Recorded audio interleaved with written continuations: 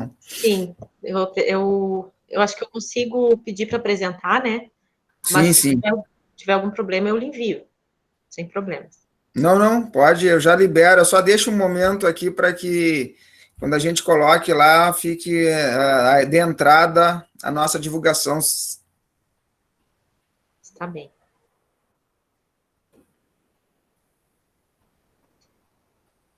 Já vou liberar aqui, então, e aí em seguida a gente começa. Certo.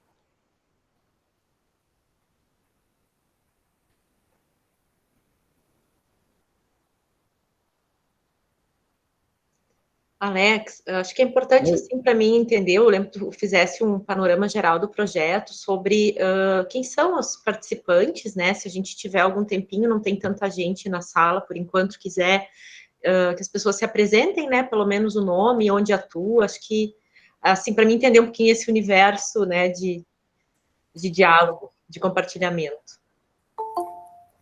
Pode ser, professora, não tem problema. Nós somos participando das nossas rodas de conversas, nós temos um público, 50% dele são professores do ensino básico e 50% deles são professores do ensino superior. Então, está bem dividido o nosso público. Hoje, quem está organizando essa atividade, essa roda de conversa, sou eu, o professor William e a professora Maria Cecília. Né, o professor William é meu colega aqui da Unipampa e está aqui, agora eu deixo que ele se apresente, e a professora Maria Cecília é professora da UFSM, do curso de matemática lá também, e trabalha conosco, ela trabalha na área de aprendizagem significativa. Os demais professores são colegas da rede do município, estado, de Itaqui e região, e professores do ensino superior, pesquisadores também na área de metodologias ativas e aprendizagem significativa. Então, eu sou o professor Alex, então, né, estamos nos conhecendo hoje. Eu sou daqui de Itaqui, trabalho no curso de matemática licenciatura, e agora eu passo, então, para o professor William se apresentar, a professora Maria Cecília, e depois os demais colegas. Boa tarde a todos e todas hoje, né? Olá, professora Lidiane, muito obrigado por fazer parte aí do nosso curso, né? Nós temos aqui, então, a gente não definiu o nome certo, né? Roda de conversa, cada vez a gente chama de alguma coisa. Roda de conversa, webinários, enfim. Muito obrigado. Nós estamos, como nós dissemos, é um curso, né? E a gente trabalha também no ambiente do Moodle, tá? Eu sou o professor William, trabalho no curso de licenciatura em matemática de Itaqui, e eu, particularmente, pesquiso também a formação de professores mais voltado para a área da matemática, né? Professora Maria Cecília? Boa tarde, professora Lidiane. Tudo bem?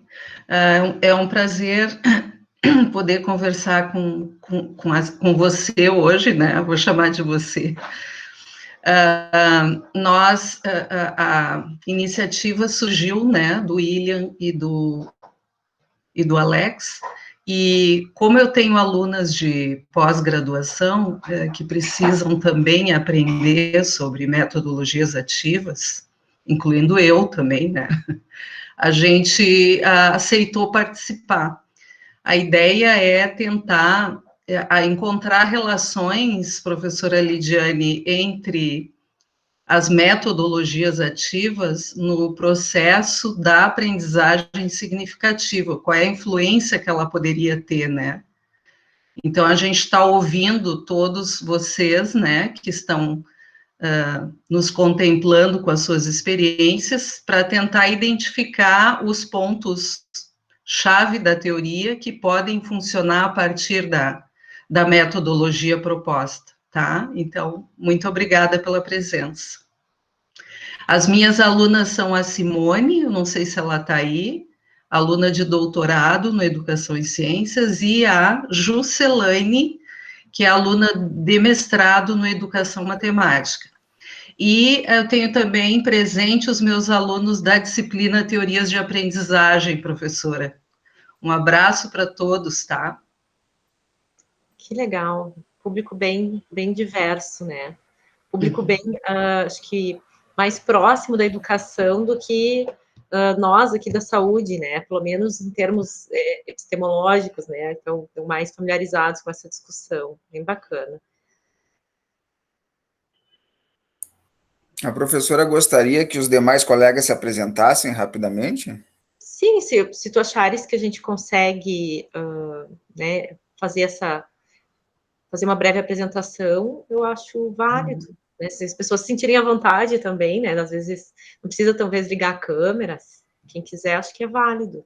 Eu vi que teve pessoal que colocou aqui no chat, né? A Eva colocou que é mestranda de políticas públicas do campus São Borja.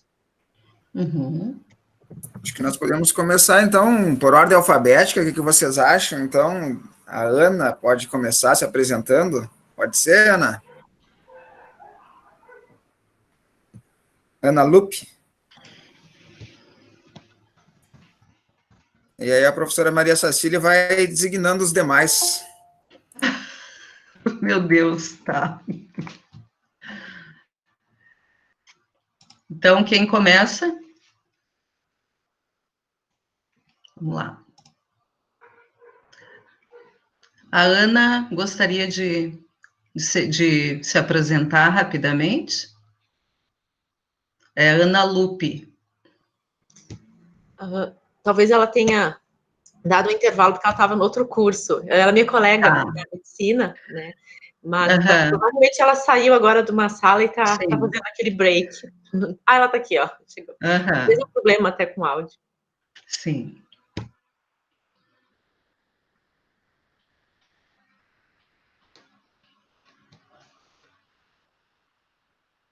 Ah, não está funcionando o microfone dela. Tá certo. Eu posso sugerir diferente? Pode. Que aquelas pessoas que queiram se apresentar pode mandar ali no chat, aí a gente vai abrindo quem vai falando para a gente dar início. Tá certo. Então fica para quem quiser se apresentar, manda ali no chat que a gente vai abrindo daí.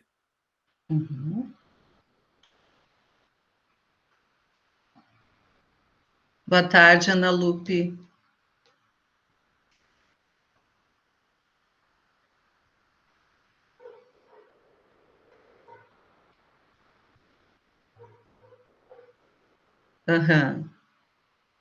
Sim.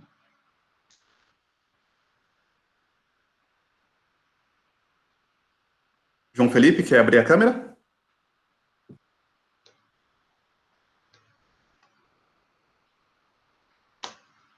Tauana, Samuel, Christian, alguém de vocês quer falar? Olá, boa tarde. Meu nome é Samuel, sou nego Zimmermann. Eu fui aluno do mestrado em Educação Matemática, aluno da professora... Puxa, desculpe, prof. Fugiu o nome agora. Espera aí que eu vou ler o nome. A Maria Cecília. Maria Desculpe, Cecília. professor. Lembrei antes. E o meu trabalho de mestrado foi voltado a metodologias ativas e me interesso bastante por essa área. E vim aqui participar, aprender mais. Legal, bem-vindo. Isabel Cristina. Boa tarde, eu já coloquei ele no chat. Sejam todos bem-vindos. Eu já coloquei, eu sou colega da Lidiane, gosto muito do trabalho dela e estou aqui para prestigiar essa roda de conversa com vocês. Que legal. Ali, tá? Que legal. Rochelle?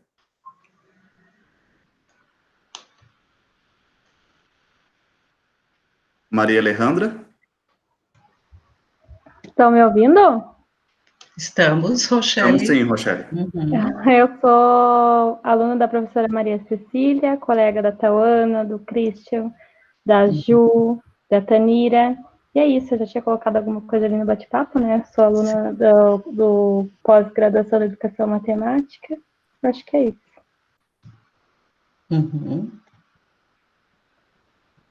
Bastante gente do programa da matemática, né? Pois é. Maria Alejandra, Valesca. Sim, boa tarde, Maria Alejandra, sou docente de Engenharia Química, Campus Bagé. Estou aqui para aprender também. Legal, bem-vinda. Valesca? Eu sou Valesca, professora do mestrado em ensino aqui do Campus Bagé e do curso de graduação em Letras, Línguas Adicionais, Inglês e Espanhol. Professora Patrícia? Oi, sou a prof. Patrícia, trabalho aqui na Unipampa, professora de matemática, estava no campus de Itaqui, agora estou no campus de Bagé. Já assisti uma palestra da professora Lidiane sobre metodologias ativas e foi muito interessante, estou aqui para ouvi-la novamente. Obrigada. Legal. Maureen? Boa tarde, eu trabalho no campus Uruguaiana, no curso de Educação Física, colega da professora Lidiane na pós-graduação, então já conheço um pouquinho o trabalho da prof, mas sempre bom ouvir de novo, e eu acho que esse momento de trabalho em casa, a gente tem a oportunidade de participar, né, de muitos eventos. Eu estava agora num outro evento sobre, de repente, professor online, estava excelente. Agora venho para cá para ouvir um pouquinho a professora Lidiane. Legal, Rosa? Eu escrevi ali no chat, mas eu vou repetir, eu sou professora do curso de Engenharia Química da Unipampa, Campus Bagé, e atualmente eu estou coordenando um grupo de trabalho para a implantação das novas DCNs para os cursos de engenharia, né, que orientam o uso das metodologias ativas. Então, estou aqui para aprender também. Obrigada. Ju?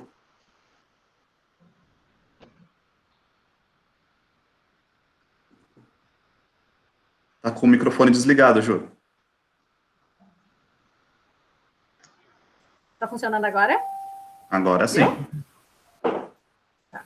Eu sou Juscelane, eu sou mestranda da Educação Matemática da UFSM e sou orientanda da professora Maria Cecília e tenho o professor Alex como meu co-orientador.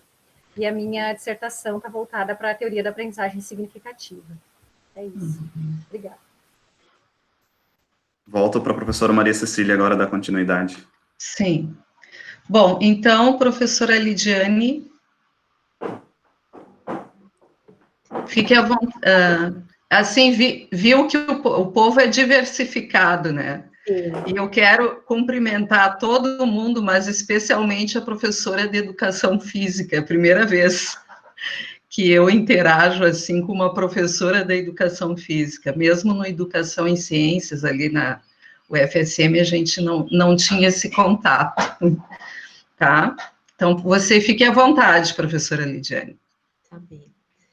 Bom, pessoal, primeiro quero agradecer, então, a esse compartilhamento, né, a gente tem um pouquinho de noção da onde vem, pelo menos, de qual universo, né, de conhecimento, de experiência profissional são provenientes dos nossos participantes. E teve uma colega que lembrou daquele momento em Itaqui, foi realmente muito bacana, né, foi uma das primeiras oportunidades, assim, que eu tive para falar sobre as metodologias ativas em outro campus da Unipampa, foi muito bacana mesmo, foi um momento de troca bem importante, né, fico feliz pela lembrança. Bem, então, estamos professores, né, no universo de ensino remoto, né, através da mediação tecnológica, e ainda estou aprendendo, né, estamos aprendendo, tenho colegas aqui da medicina que vão, né, trilhar junto esse caminho da gente desenvolver aprendizagem baseada em problemas, através da mediação digital, tecnológica, né. Então, para esse momento, não consegui pensar algo mais de vivência, né, para a gente poder fazer na forma de uma oficina, é algo que eu acredito que após esse período em que a gente vai vivenciar agora o PBL nessa modalidade, eu possa propor no futuro, mas eu não quis arriscar fazer algo tão inédito, então eu acabei preparando uma fala um pouco mais nos moldes tradicionais, né?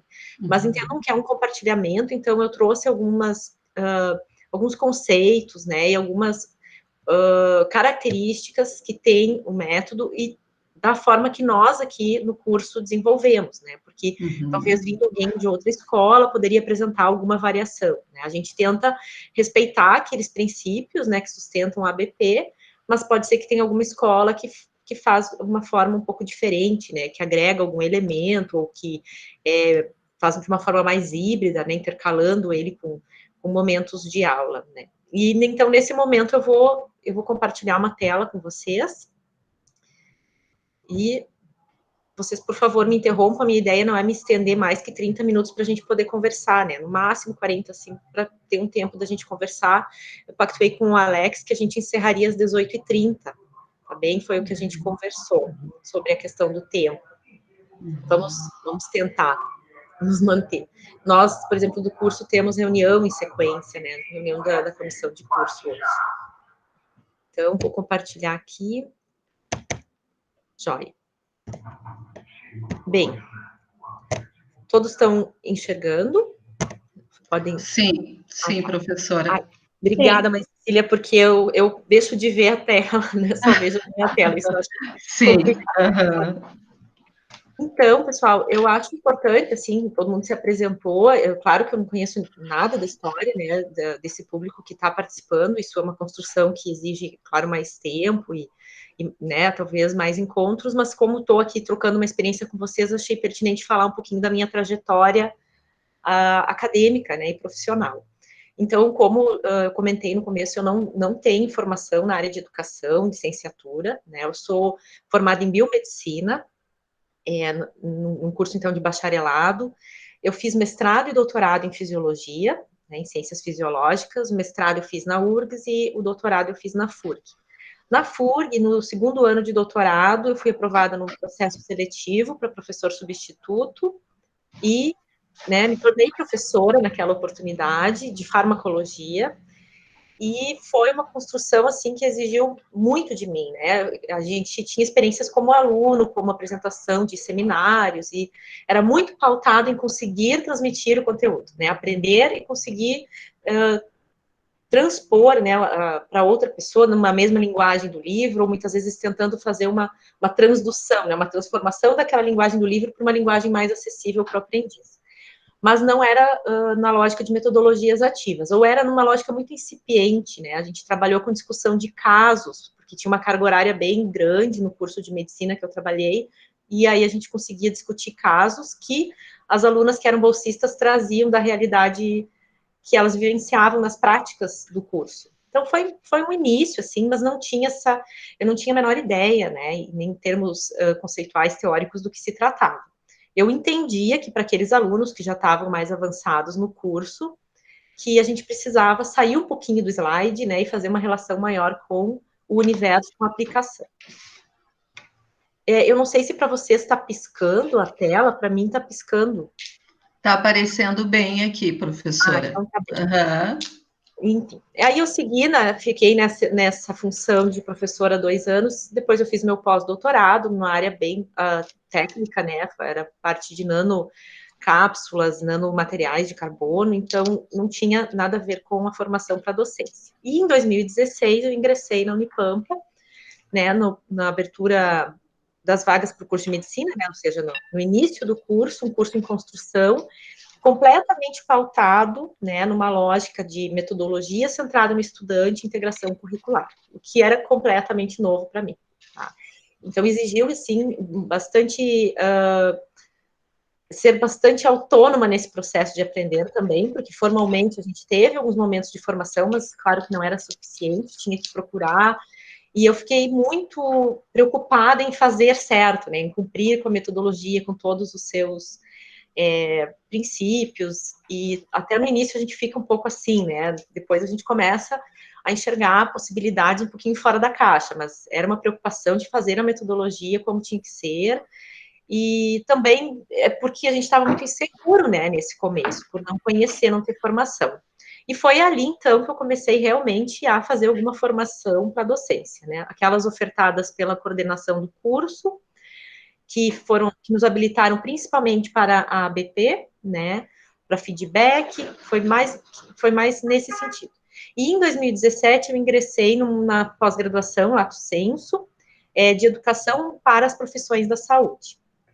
Então, foi bem importante esse programa, ele é ofertado pela Universidade Federal do Ceará, e também é uma parceria com o Instituto Norte-Americano denominado FIMER, que é um instituto para o ensino e a pesquisa no ensino superior em saúde, no ensino médico. E nesse momento, né, desde 2018, na verdade, o FIMER está suspenso, então ainda eu não concluí essa formação. Mas foi bem importante, porque ali realmente se discutiu, tanto nos aspectos, né, epistemológicos, né, as teorias que embasam as metodologias e as vivências, porque a gente faz um regime de imersão no primeiro ano do FIMER e tu vivencia muitas metodologias, isso foi bem importante. E a partir daí que eu me encorajei a compartilhar essa experiência, então a partir de 2017 eu comecei a ministrar oficinas, mais no sentido de trazer para os colegas, né, o que eu tinha aprendido lá. Então, esse é um pouquinho da minha história, só para mostrar para vocês que o percurso nem sempre é, né, lá no início, desde o início da formação, você sabe que vai ser professor, ou você planeja isso, né, foi acontecendo, e eu acho que para muitos colegas que vêm de cursos de bacharelado é assim, e a gente tem que agarrar o máximo de oportunidades e buscar por conta para se aprofundar, né, nessa nossa função, que é ser docente. Então, adentrando, né, na nossa temática hoje, eu acho importante a gente ter uma conceituação do que é a ABP, mas é óbvio que não existe só uma, né? E a aprendizagem baseada em problemas foi a metodologia que foi escolhida, né, pela equipe de implantação do curso de medicina aqui na Unipampa, né, anterior à minha entrada, a entrada dos meus colegas, para ser o eixo central, né, o eixo estruturante do curso. Então, é muito mais que uma metodologia, né, na verdade, ela é uma abordagem que pode ser entendida como um currículo, inclusive, né, ela pode pautar todo um currículo. Então, a definição que nós temos, que como eu já disse, reforço, não é a única, e talvez esteja limitada, mas é a que a gente encontra em algumas plataformas, né, de faculdades que utilizam o PBL, é que é um método de ensino baseado na utilização de problemas como elementos disparadores para aquisição e integração de novos conhecimentos. Particularmente, eu acho uma definição bem simples, né, e, como eu disse, pode-se entender que ela é muito mais que um método, é uma abordagem pedagógica, que pode ser entendida como uma metodologia de ensino, aprendizagem, avaliação, mas também uma proposta curricular. Mais adiante, acho que a gente vai abordar essa questão. Bom, então, em termos de origens, né, o PBL, né, porque a gente usa muito a sigla do inglês, do Problem Based Learning, ele surgiu formalmente como um método no final da década de 60, na McMaster University, né, no Canadá. Porém, antes disso, tiveram algumas experiências que foram subsidiando, né, esse grupo de McMaster que fez uma grande mudança, né, no currículo da universidade. Então, na década de 50, a gente teve, nessa universidade de Cleveland, a Case Western, a gente teve um curso de medicina com currículo inovador, né, que buscou quebrar barreiras entre disciplinas, buscando uma maior interdisciplinaridade.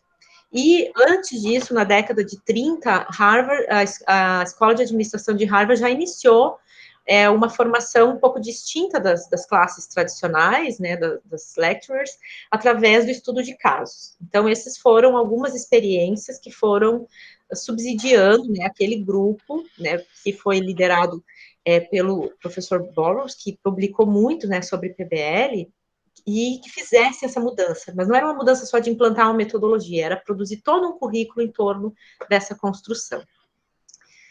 Então, já no final da década, ou a partir da década de 70, né, essa metodologia já bem mais fundamentada, ela foi bastante disseminada por essa escola de McMaster, e nos Estados Unidos já tinha, por exemplo, a Escola de Medicina de Harvard iniciando um currículo em PBL paralelamente ao currículo tradicional. E uma outra escola que fez uma construção muito parecida com a de McMaster, porém com algumas diferenças na forma que o PBL é conduzido, é a Universidade de Maastricht, na Holanda. Então, tanto que hoje a gente diz que tem duas vertentes de PBL, né, que foram sendo adaptadas, a de McMaster e a de Maastricht. E, no final da década de 70, essa metodologia já tinha chegado, né, num outro continente, né, no terceiro continente, que é a Austrália, na Universidade de Newcastle.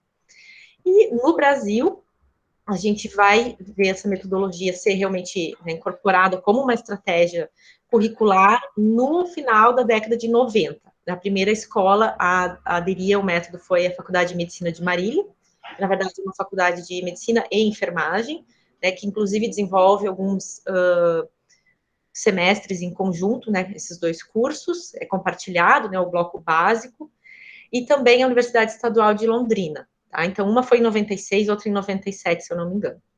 E somente a partir de 2001 que essa metodologia, essa abordagem pedagógica tomou, assim, uma dimensão maior aqui no território nacional, né? Porque tiveram vários programas promovidos pela Secretaria de Gestão, Trabalho e Educação em Saúde, do Ministério da Saúde, e também uma secretaria do MEC, que fomentaram várias iniciativas de reorientação da formação profissional em saúde.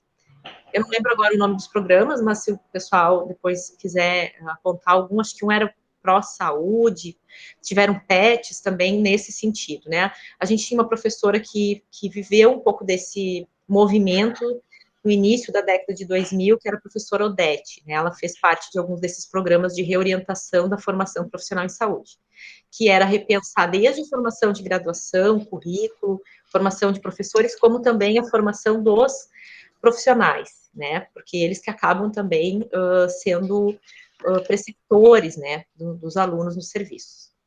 E em 2016 a gente, né, vê essa abordagem chegar aqui na nossa universidade. Pelo menos que eu tenho conhecimento, né, que a gente tem conhecimento, antes da medicina adotar o PBL, ninguém utilizava na Unipampa como uma abordagem curricular, né, como uma estratégia de curso. Talvez se tivesse um uso de PBL, ele era talvez mais circunscrito a alguma disciplina, né, ou algum módulo temático, mas no caso que a gente tem conhecimento só do curso de medicina.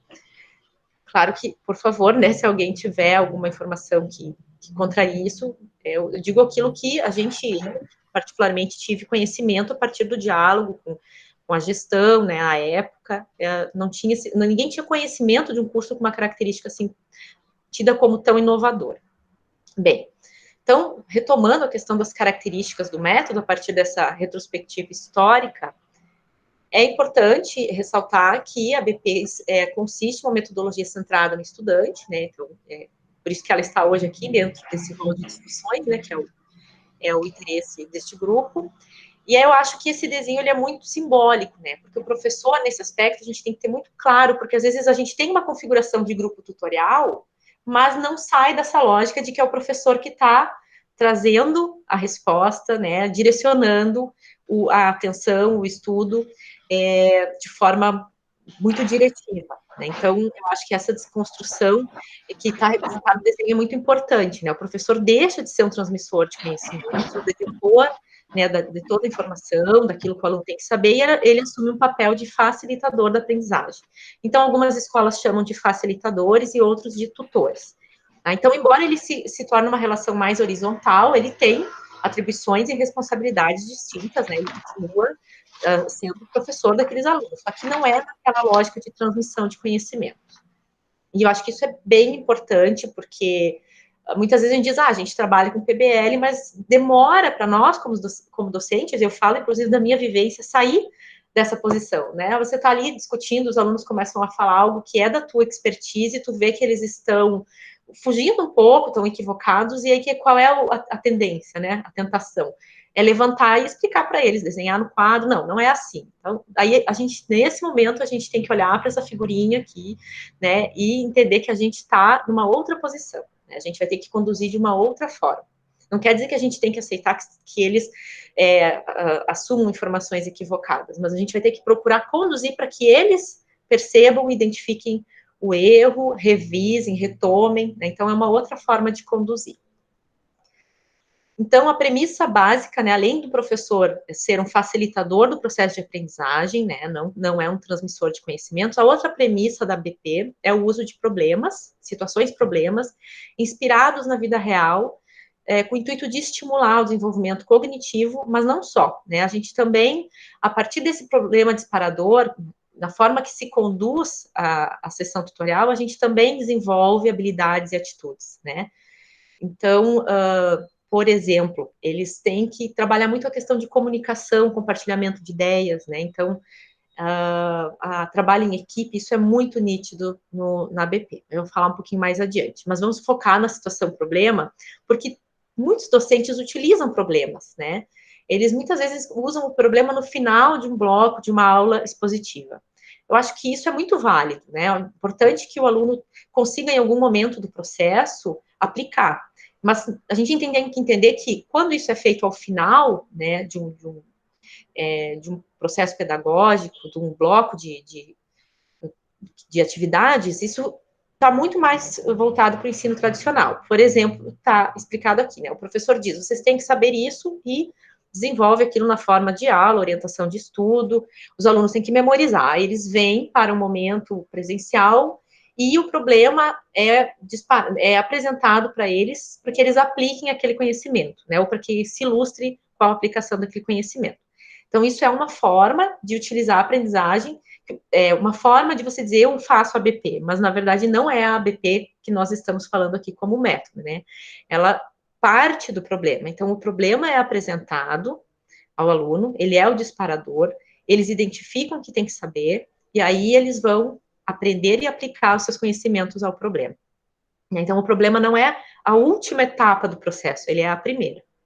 Então, essa é uma questão importante, porque muitos professores utilizam estudo de casos, né, situações, problemas, para que o aluno, no final do processo, ele consiga entender, agora entendi por que a gente aprendeu e discutiu isso. Mas na ABP, no método de aprendizagem baseada em problemas, tudo parte dessa situação-problema, que é o disparador da aprendizagem.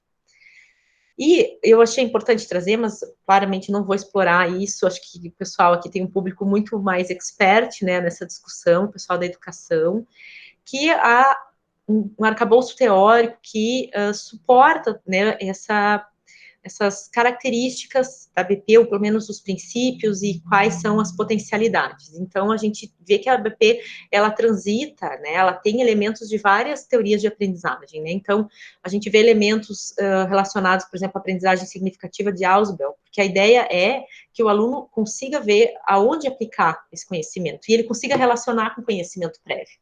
Por isso que o problema, ele tem que ser cuidadosamente elaborado para que ele parta de um universo de conhecimentos que o aluno detenha, mas que leve o aluno, né, para próximo da escuridão, digamos assim, da sombra, né, então daí a gente transita também um pouquinho em Vygotsky, né, que é a zona de desenvolvimento proximal, que é aonde ele consegue ir sendo conduzido, né, com amparo, com supervisão, auxílio, né.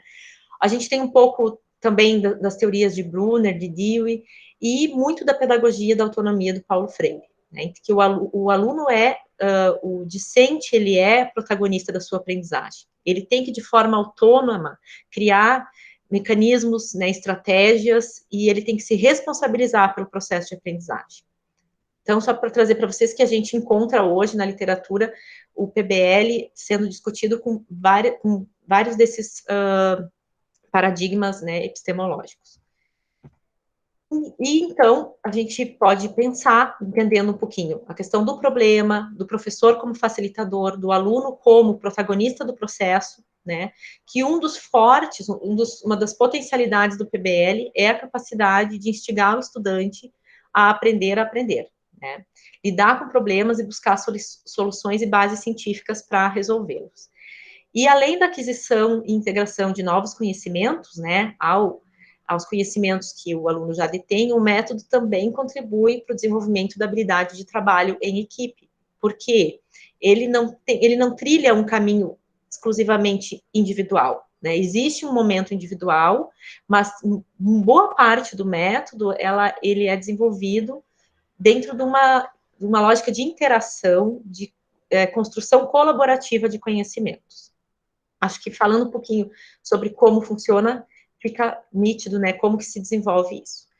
Então, a gente falou qual é o papel do professor, né, que ele deixa de dar as respostas, de transmitir conhecimentos, ele passa a ser um facilitador do processo. Falamos que o problema é o disparador.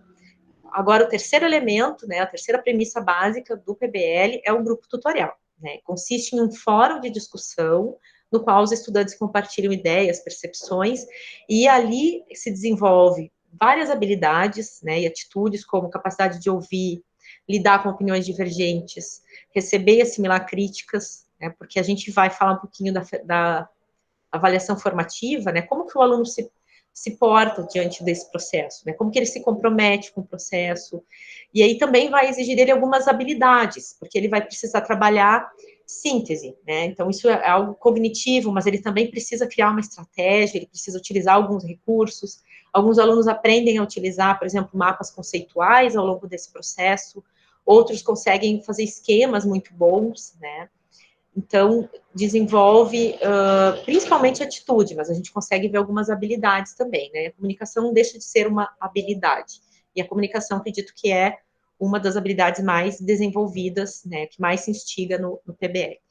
E esse grupo tutorial, então, ele é constituído de 8 a 12 estudantes. É o que a gente vê com maior frequência, né? Mas ontem mesmo assistimos a um webinar, eu e os colegas, bem interessante, da professora Vera Garcia, do sírio-libanês, ela falou que nunca menos que 4 e nunca mais que 10. E nós já tivemos a oportunidade lá no comecinho do curso de ter grupos pequenos, de 6, 5, e numa situação que nós estávamos com poucos docentes, a gente chegou a ter grupos de 11, 12. E eu dou toda a razão para a professora, né? Eu nunca trabalhei com menos que 4, mas acho inviável. A gente, com 6, já achava que o grupo, né, caberia mais estudantes. Acho que 8 é um número muito bom para trabalhar, né, mas a gente, por razões de corpo docente, a gente acaba trabalhando com 10 alunos na média. Tá? Então, esse é o grupo tutorial que vai se constituir no início do semestre e, no nosso caso, né, ele permanece junto até o final do semestre.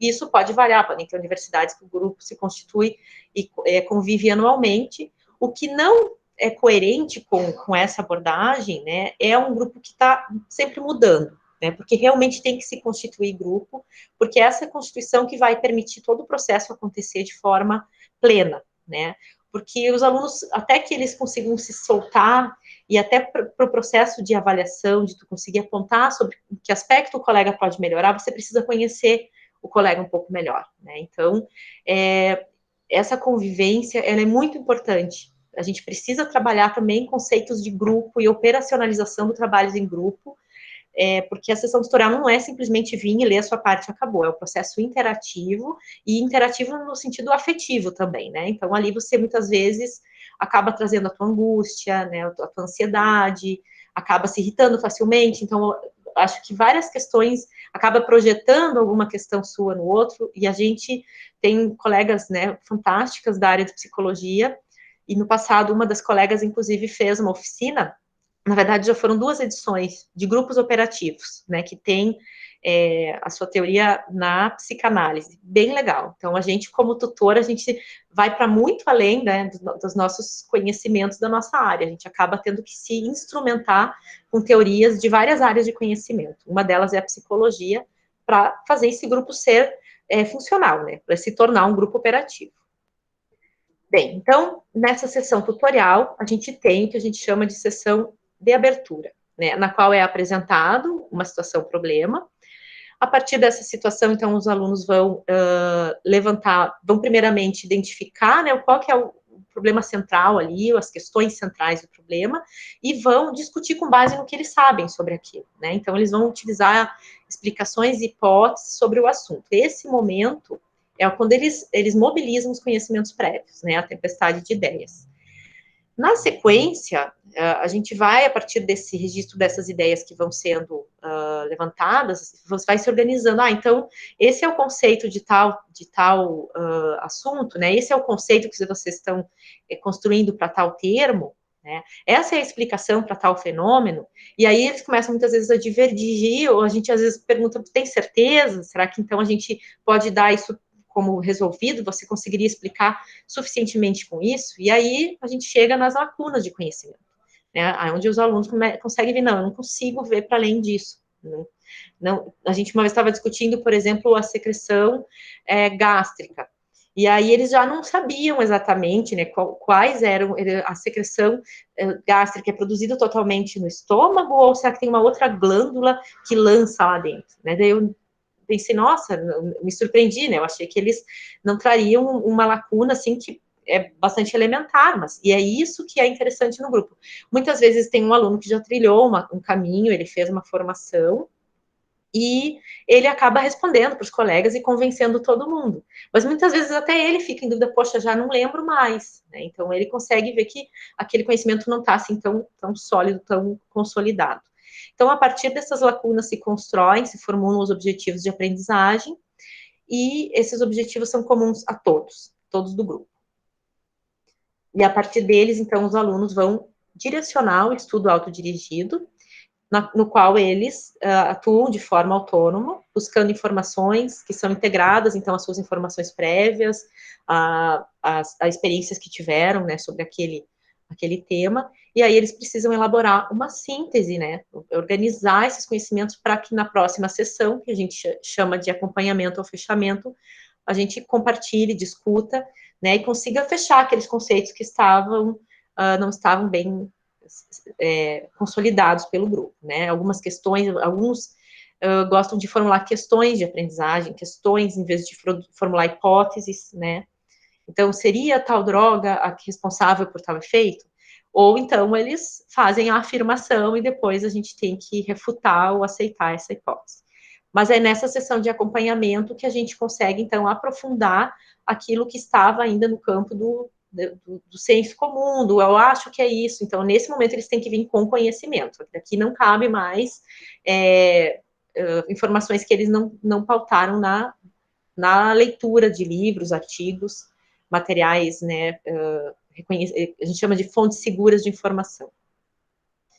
A gente poderia sintetizar, tem alguns elementos que eu omiti nesse percurso, né, que eu acho que vivenciando a gente pode explorar melhor, mas a gente tem nessa sessão de abertura, a gente tem 5 passos, né, dentro da abertura, que estão aqui em azul, né, esclarecimento dos termos presentes no texto, a definição do problema, a análise do problema e tempestade de ideias seria o terceiro momento, aí sistematizar as explicações e as hipóteses, e a partir disso, então, propor os objetivos de aprendizagem.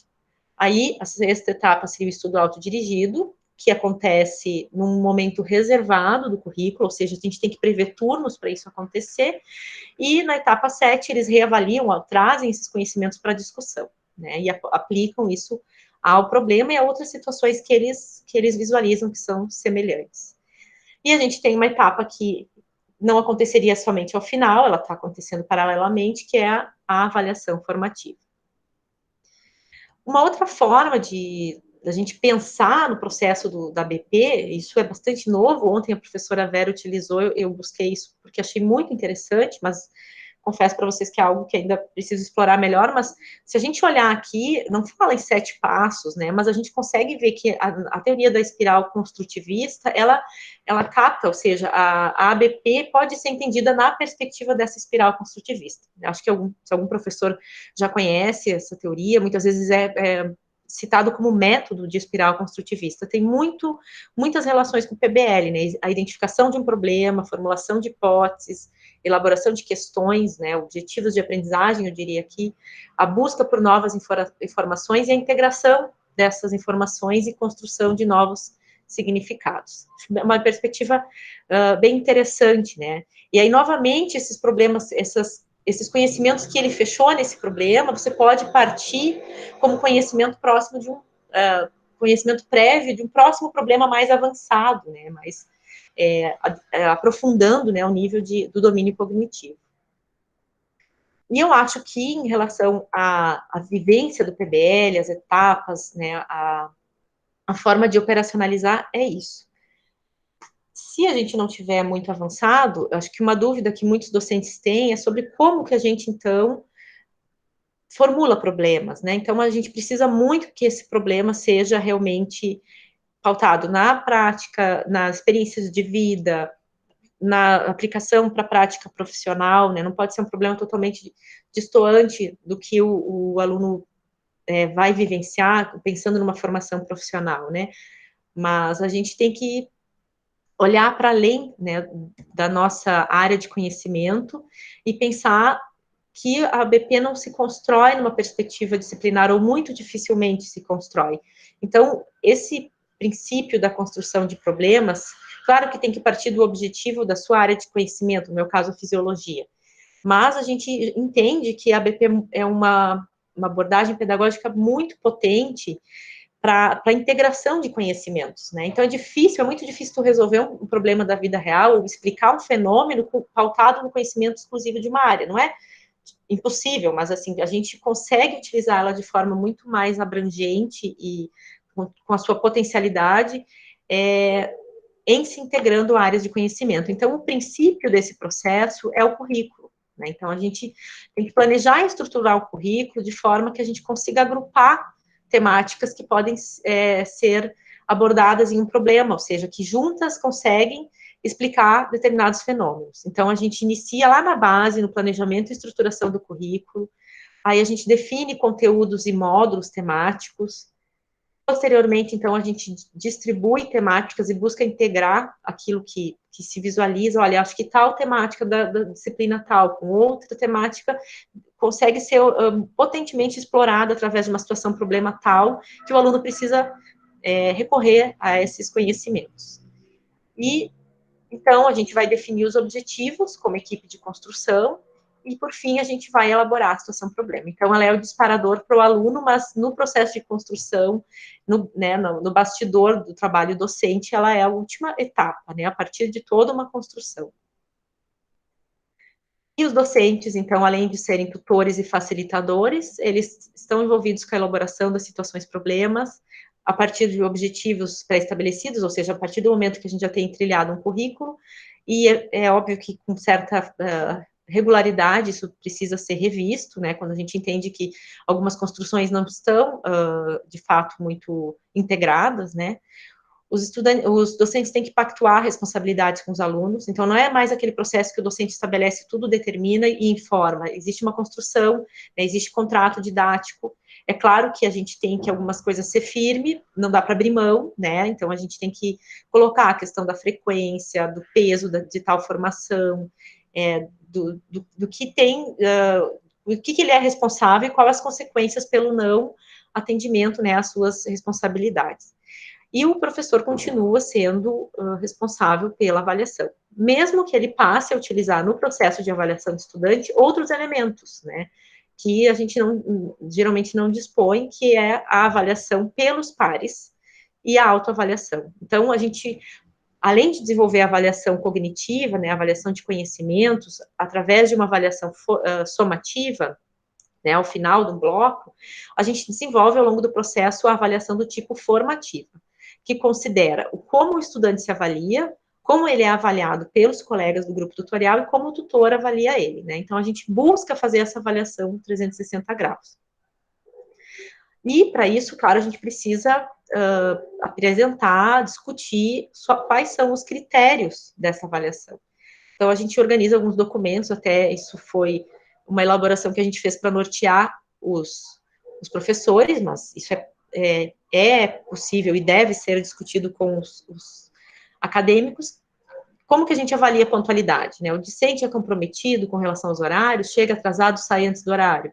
Considerar a reincidência, né? Porque isso pode acontecer acidentalmente, aconteceu do aluno estar no ponto de ônibus, o ônibus passou reto porque estava lotado, então, daí a gente conversa, olha, quem sabe na próxima semana tu tenta ir mais cedo, enfim, né, tem que ter um olhar atento sobre o quanto que aquilo prejudica também a atividade. Às vezes ele chegou 2 minutos atrasado, a discussão não tinha começado, não foi algo que prejudicou, mas a reincidência também é importante. Então, a gente colocou algumas questões norteadoras para não ficar uma avaliação tipo checklist, né, chegou atrasado, ponto, perdeu ponto. A gente tem que trabalhar um pouco numa lógica também de pactuar e dialogar sobre isso. E aí também, no momento que a gente dialoga e pactua, olha, o que a gente vai considerar um atraso que prejudica o andamento? Se o aluno chegou 10 minutos atrasado, o grupo já começou, já dá uma quebrada, né? Então, vamos considerar que 10 minutos o professor já começa a descontar. E se isso acontecer uma vez, é uma advertência. Na segunda vez é um desconto, né? Porque a gente, apesar de ser uma avaliação formativa, ela também pontua, né? Ela é formativa na medida que a gente oportuniza feedback, né? Que o aluno tem a oportunidade de sistematicamente saber aqueles aspectos que ele está conseguindo atingir, que ele está ok, né? Que ele está atendendo, e aqueles que ele precisa melhorar. Então, algumas características do feedback é que ele deve ser oportuno, ou seja, quando a gente tem que chamar atenção, por exemplo, para algo que está prejudicando, algo que ele precisa melhorar, ou mesmo algo que ele, né, mandou ver, que foi muito legal, a gente não deve distanciar muito do episódio, né, porque acaba se perdendo um pouco da oportunidade que esse momento tem, né, porque se for muito tarde, talvez o aluno não consiga corrigir. Então, a gente tem que cuidar com essa questão do feedback acontecer o mais próximo possível daquilo que está sendo observado. É claro que isso implica numa série de questões, nem sempre a gente consegue, às vezes a gente tem que prever no cronograma os momentos de feedback, porque exige tempo também, né? Porque não é somente chegar e falar tudo para o aluno, a gente vai ouvir da parte dele. Então, você não pode dizer, eu vou te dar feedback em 5 minutos, mas às vezes é algo muito sério e reincidente, por exemplo, que talvez dá para pedir para o aluno ficar no final da sessão e dizer, olha, eu acho que tu tens que cuidar muito com isso. Né? Aquele é o momento de falar, não lá no final do semestre. É importante que ele seja pautado em desfechos observáveis, ou seja, aquilo que o professor vê, não aquilo que ele ouve, né? E, claro, a gente tem também a avaliação dos pares, que no nosso caso é a escrita que dá elementos, né? Mas o professor tem que sempre ter um cuidado, fazer um filtro, porque às vezes são questões externas ao ambiente da tutoria, né? O feedback, ele se dá sobre aqueles aspectos que são relevantes para o processo coletivo ali de aprendizagem no grupo tutorial. E é importante que ele seja apreciativo, né? Nunca punitivo, depreciativo, né? Que ele sempre coloque aquilo que o aluno tem que melhorar sem desqualificação, né, das suas qualidades, né, dizer que, mas você realmente não adianta, né, você não muda, olha, fulaninho, acho que você está conseguindo muita coisa nesse aspecto, quem sabe você atenta para um outro aspecto que você precisa melhorar, tem que sempre buscar ser construtivo nesse feedback, né, então isso exige também da gente bastante aprendizado. E não é fácil, né? Tem aluno que você vai dar um feedback com o maior cuidado possível e ele vai dizer, mas eu acho que não procede, eu sou fantástico. E aí a gente muitas vezes tem que ser um pouquinho mais duro, olha, acho que tu tens que fazer um pouquinho mais de autocrítica. É importante porque isso nos ajuda a crescer, né? Concordar que, nos aspectos que ele realmente tem avanços, mas insistir naquilo que ainda não está legal, não está satisfatório. E algumas escolas trabalham com conceitos, que eu acho muito válido. Para cada critério é satisfatório ou precisa melhorar. A gente ainda está arraigado aqui no sistema de notas, é um pouco mais desafiador, eu entendo, atribuir notas, né? Mas a gente tenta trabalhar na ideia de conceito, bom, ótimo, razoável, para fazer essa relação com o número. E alguns requisitos, pensando, né, como a gente poderia ter uma implementação bem sucedida do PBL, é conseguir ter uma estrutura curricular que permita a integração entre as disciplinas e tempo para os alunos estudarem, uma carga horária presencial de atividades que consome muitos turnos na semana, onde que o aluno vai fazer o estudo autodirigido, né? Tem que se prever isso. Apoio institucional, isso aqui são as minhas percepções, tá? Compartilho com vocês a partir da vivência. Desenvolvimento docente é fundamental, acho que é importante ter grupos como esses de troca, né, e ações institucionais também de formação. Tem que ter carga horária docente para planejamento e construção de problemas, para essa troca que tem que ser constante, e muitas vezes essa carga horária, ela não é, né, na nossa instituição hoje reconhecida, é carga horária de planejamento, mas na metodologia ativa, além daquele planejamento que a gente tem para as questões, né, mais de conhecimento, de materiais que a gente elabora, a gente tem muita necessidade de estar na instituição, em horários preservados, discutindo com os colegas, né? Para mim é uma atividade presencial, que tem que ser regular, e que eu não vou partir do material que eu já tenho, que eu utilizei semestre passado, é novo, cada semestre tem desafios novos, a gente teria que constantemente estar revisitando os problemas, isso exige tempo e é um trabalho coletivo. Porque o problema, ele integra várias áreas, né, então, essa carga horária que não é reconhecida, né, como encargo docente, eu entendo que muitas vezes não estimula esse processo.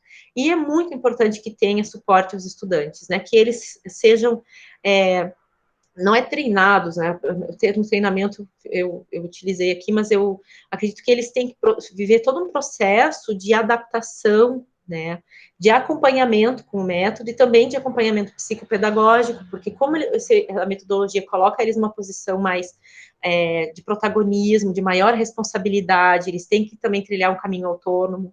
Muitos estudantes têm, né, menos de 20 anos, ou em torno de 20, 22 anos, muitos são inseguros, eles vêm de 9, 10 anos de ensino, que eles não assumem esse papel, né, muitas vezes. e aí eles acabam recaindo muito na insegurança, muitos acabam se cobrando demais, outros acabam criando mecanismos também de estudo que não são muito efetivos. É importantíssimo que tenha, né, uma estrutura de pessoal qualificado para acompanhar. E é isso, pessoal, agradeço, acho que me passei um pouquinho. No que precisar voltar, eu, né, volto ali, a gente retoma, mas acho que é bem importante agora, a gente tem uns 40 minutinhos para falar sobre questões, né, que instigaram vocês, inquietaram. Então, agradecemos a professora Lidiane pela conversa.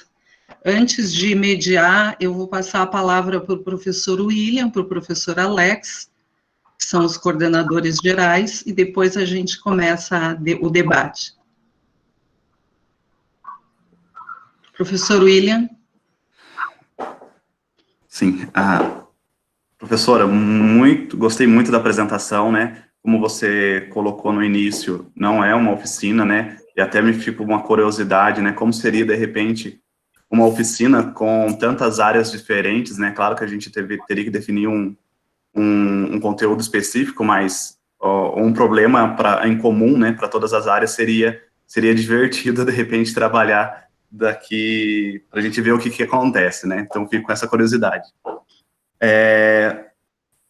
Eu queria, professora, perguntar sobre a questão do conteúdo. Quando se trabalha com os problemas, né, em determinado momento, o aluno, ele deveria saber um conteúdo e não sabe, né? A minha ideia quando acontece isso é sempre voltar e retomar na forma de espiral, né? Sempre o aluno, ele já viu alguma coisa, porém esquece, a gente retoma, ele acaba saindo para um degrauzinho a mais, né? Então, na forma de espiral, é o mesmo conteúdo, porém um ponto acima, né? Como é que vocês contornam esse aspecto quando o aluno ele não tem aquele conhecimento que ele deveria ter para seguir com a resolução dos problemas? Bem importante, William, essa tua pergunta. Eu até trouxe um problema, mas acho que até pela questão do tempo, né? Como eu falei para vocês, adaptar tudo isso para um tempo, a gente faz a oficina, mas a gente primeiro compartilha, né, esses aspectos mais gerais, e aí depois a gente parte para a vivência, para a oficina. E então a gente acaba, nessa reconfiguração de palestra, eu nem sempre consigo trazer o problema como elemento disparador, né? Isso é algo, talvez, que a gente consegue experimentar e fazer numa outra oportunidade, mas eu receio que acaba ficando um pouco mais assustador e dispersa, então eu acabo falando um pouco mais do método, depois a gente vivenciaria um problema na oficina, mas eu trouxe um, se vocês quiserem olhar. Essa questão que tu trazes de que, bom, tu pressupõe que aquele conhecimento que é prévio, o que eles têm que saber para esse problema não ser muito distante, né, se é aquela coisa que está muito intangível, ele nem consegue fazer uma pergunta muito inteligível sobre o assunto, ele vai dizer, nossa, mas minhas perguntas são muito bobas, e se sentir assim não é bom, porque daí o aluno fica, né, receoso de participar. Então, primeira coisa que a gente tem que ver, bom, o aluno tem algum conhecimento para iniciar essa discussão, aí a gente olha aquilo que ele deveria ter aprendido no ensino médio, né, aquilo que ele aprendeu no semestre passado, e aí acontece muito dele chegar no problema e aquele conhecimento, aquele conceito não está claro. Às vezes isso é para todos, aí a gente vê que é uma lacuna de todos, e aí isso se torna um objetivo de aprendizagem de todo o grupo. Bom, então, tal conceito que a gente esperava que eles discutissem já com conhecimento, não evoluiu, não avançou. Então, ele vai se tornar um objetivo de aprendizagem. E a gente tem que levar isso para a equipe de construção. Olha, aquela questão que a gente estava imaginando, que eles já tivessem ideia do que é, aquele mecanismo que a gente pressupôs que eles sabiam explicar e chegou na hora a gente viu que não, ou vai ter que ser melhor trabalhado anteriormente, ou a gente vai ter que entender que não, tá, é nesse momento que a gente quer que eles explorem. Então, a gente vai colocar ali no nosso material de tutor também como objetivo de aprendizagem. Mas, geralmente, quando isso acontece, que a gente já trabalhou num problema anterior e volta, por exemplo, lá no terceiro semestre, ele viu no primeiro, e volta no terceiro e ele não lembra, a gente sinaliza, olha, o pessoal do primeiro não está consolidando, esse conceito não está entrando na cabeça deles. Então, o que a gente pode fazer para reforçar isso? Né? Então, a gente discute isso na equipe de construção. E quando isso acontece? Então, para o grupo todo, se foi o grupo todo, vai se tornar um objetivo de aprendizagem do grupo. Se for 1 ou 2 alunos, né, que vão mostrar que não lembram, não, mas é isso, eu lembro. Talvez eu revise lá nos meus resumos para aprofundar, mas é isso, professor, eu lembro, tal conceito é isso, não quero ficar em dúvida, eu sei. Mas aí tem um outro que diz, não, eu não sei. Esse aluno, para ele, tem que ser assumido como um objetivo de aprendizagem. Mas aí o grupo pode dizer, não, pessoal, a maioria de nós já viu e não vai pactuar que vai estudar isso. Mas para o colega conseguir acompanhar, e essa é a parte que acaba indo individualizada. Só que é um desafio para o tutor acompanhar como que aquele estudante construiu o processo. Tu vai ver se ele está conseguindo, na sessão de fechamento, de acompanhamento, se ele está conseguindo acompanhar a discussão. Quer dizer que aí ele suprimiu essa lacuna, por conta, não foi uma pactuação do grupo, porque era uma questão individual. Então, o grupo também não tem que comprar tudo que é de todo mundo, olha, fulano não sabe tal conceito, ciclano não sabe outro, todo mundo tem que assumir, não. A gente pode pactuar assim, fulano, a gente trabalhou isso lá atrás, os colegas estão lembrados, de repente tu faça essa revisão para você conseguir avançar. E, no geral, a gente tem alunos que conseguem, na maior parte dos casos, serem autocríticos e fazer essa busca autônoma, né, que é um processo daí, nesse caso, separado do grupo. O grupo está trilhando o caminho para determinados objetivos, ele também, mas ele teve que dar um passo atrás e ver coisas anteriores. E aí o professor sente, se ele chegar na discussão e não conseguir acompanhar, é porque ele realmente, a lacuna continua ali, né. Legal, professora, acaba se tornando um objetivo de aprendizagem, né, por isso que se a gente planejar um plano de aula, sempre a gente acaba voltando nele e reformulando, né. Eu só queria compartilhar uma coisa que acho que os colegas aqui no chat têm um pouquinho de dúvida, que é sobre como elaborar os problemas, né, claro que eu não vou dar a solução, mas eu vou compartilhar uma ideia que eu já vi em outras universidades. Elas fazem, elas têm parcerias com algumas empresas, e essas empresas acabam levando para a universidade o problema dela. É claro, fica muito, são acordos restritos, né, entre só a empresa mesmo e é um grupo de uma turma de sala de aula. Aí eles colocam aquele problema para ser resolvido da empresa, os alunos se reúnem, né, com o professor, eles ali, enfim, trabalham e discutem os conteúdos que podem ser abordados e como eles vão resolver o problema, e eles dão a solução para a empresa, né. Em contrapartida, para a empresa, ela não tem gasto, né, para resolver esse problema, mas ela oferece estágios daí para os alunos que participaram da resolução, né. Então, isso é muito bom, tanto para a empresa, que economiza em termos de resolução, e os alunos acabam ganhando aí também estágio, né. Então, essa é uma boa articulação para a formulação de problemas. Professor Alex?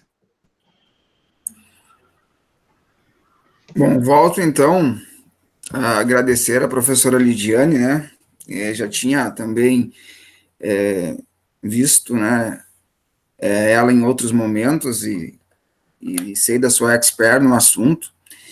E então, voltando à sua fala inicial, professora, quando a colocou lá no início da formação, que a gente sabe que vai ser professor, porém nem sempre, né, a licenciatura, o ensino superior nos garante que a gente consiga chegar no momento de desenvolver o nosso conteúdo na sala de aula e apresentar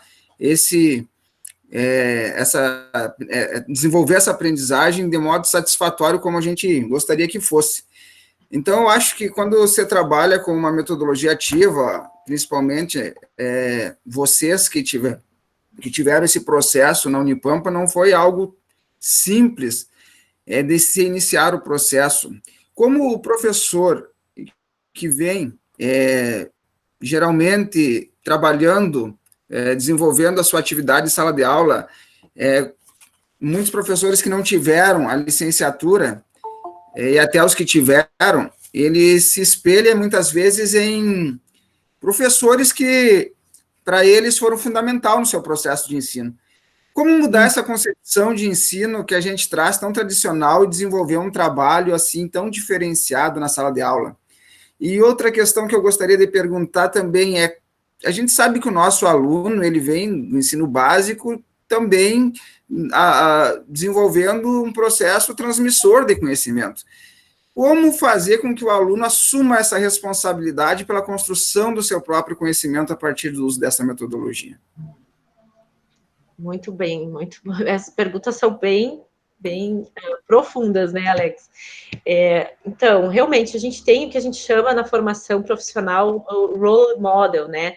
É aquele modelo, né? Aquela referência que a gente tem na formação. Então, um profissional que vai se formar médico, enfermeiro, ele vai acabar se inspirando em profissionais que marcaram a formação dele, né?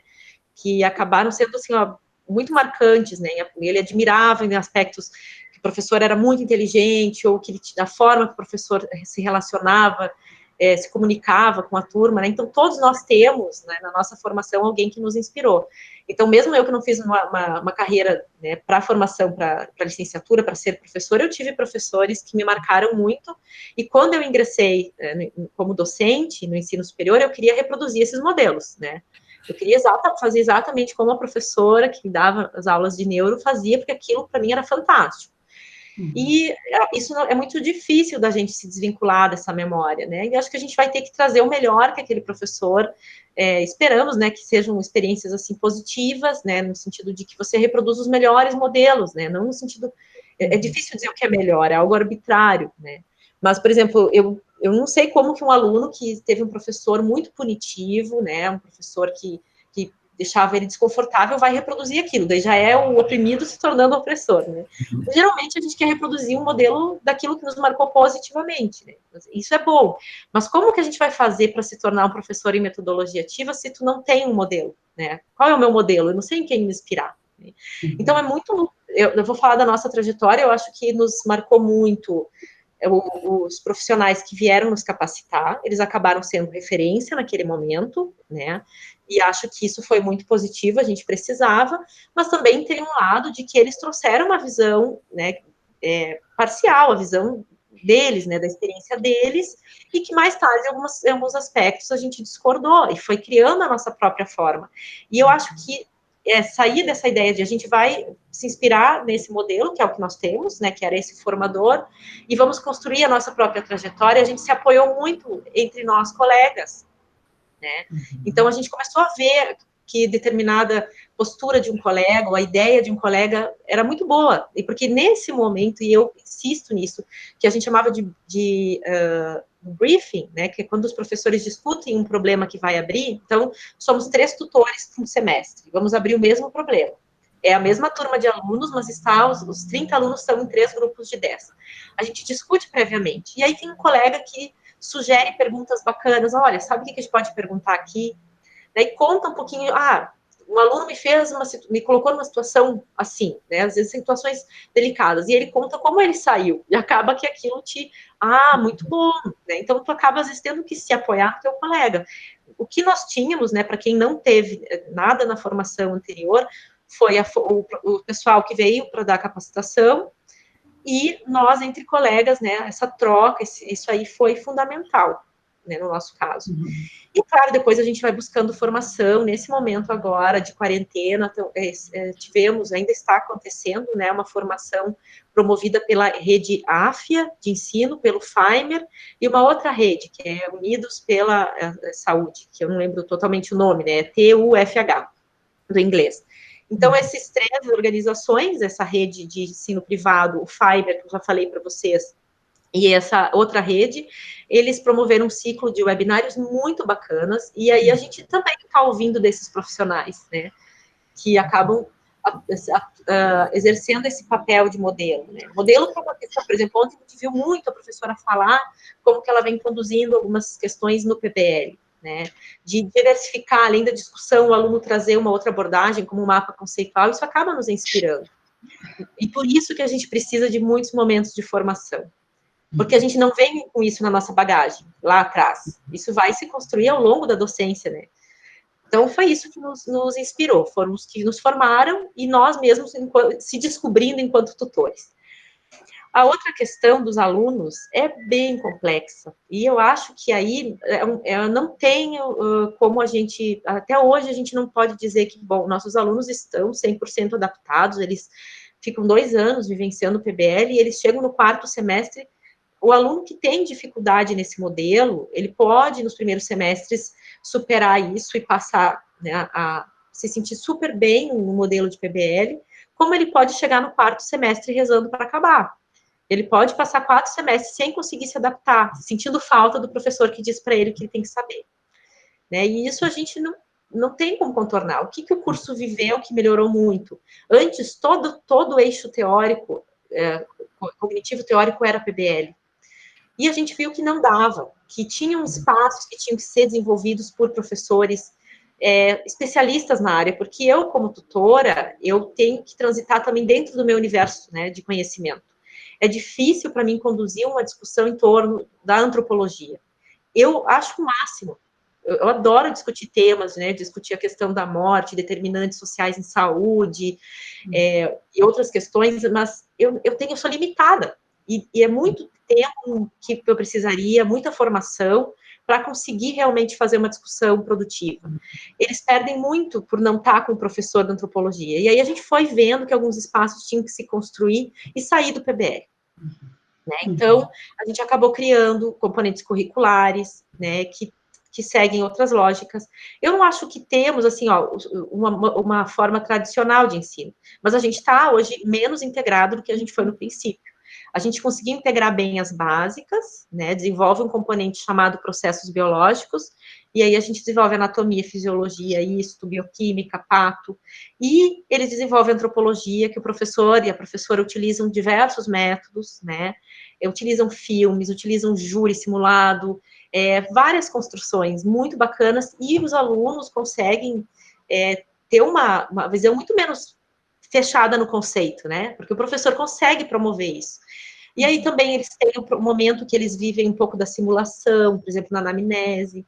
Então, saindo um pouquinho, eles não ficam limitados só ao PBL, eles têm vários espaços, alguns espaços eles têm aula. Então, tu consegue que aquele aluno que ainda sente falta do professor, ele tenha um pouquinho disso de vez em quando. Minimiza um pouco.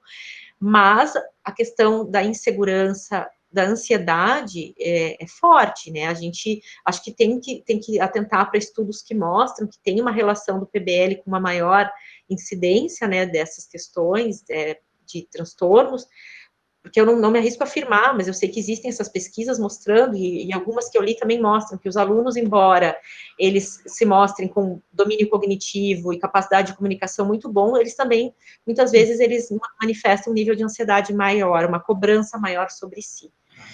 E tem aquele aluno que realmente ele não consegue sair, né, principalmente no começo, ele não consegue gerir o processo de aprendizagem sozinho.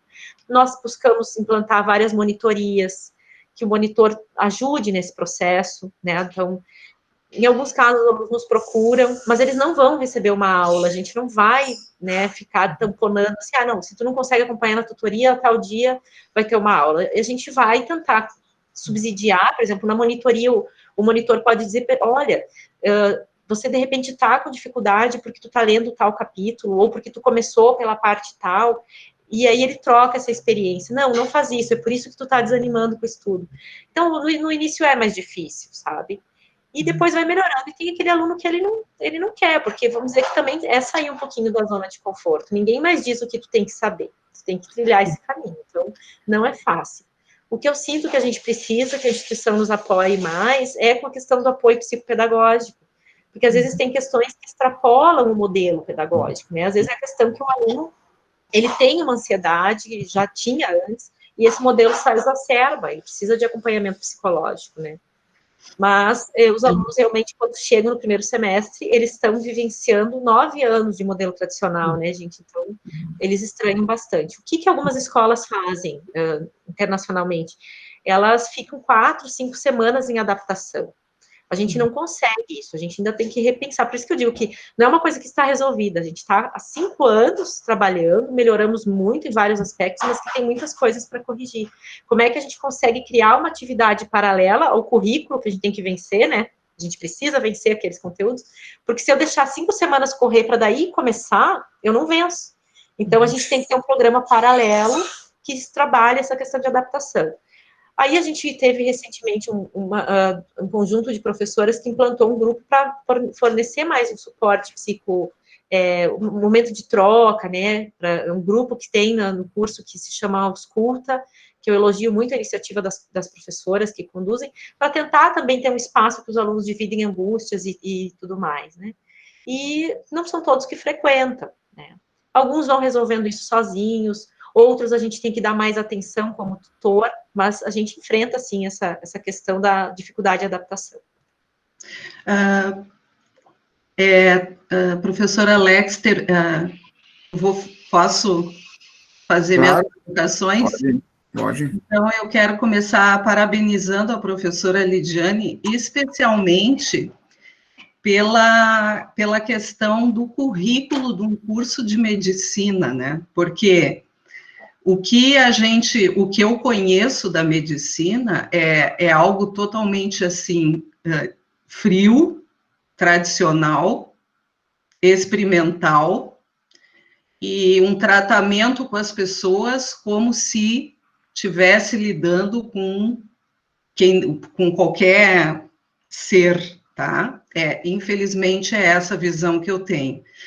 Então, eu começo parabenizando pela proposta, né, de uma formação mais pautada na questão humana, né?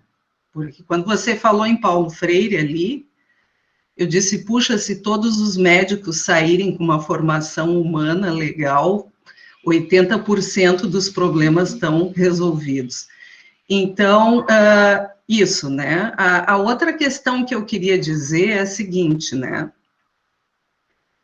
O médico, não só o médico, o professor também, mas nós, quando erramos, né?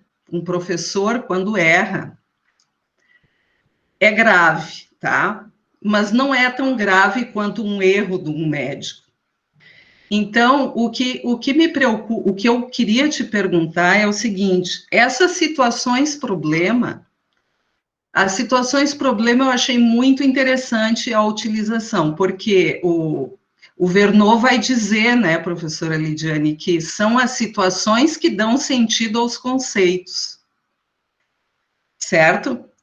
Já o Brunner ou o Carl Rogers, que tem a mesma visão da questão humanista, muito parecida, ele quer o ensino centrado no aluno. Então, assim, ó, quando o Rogers, que era um psicólogo, né, quando perguntaram sobre o método dele, né,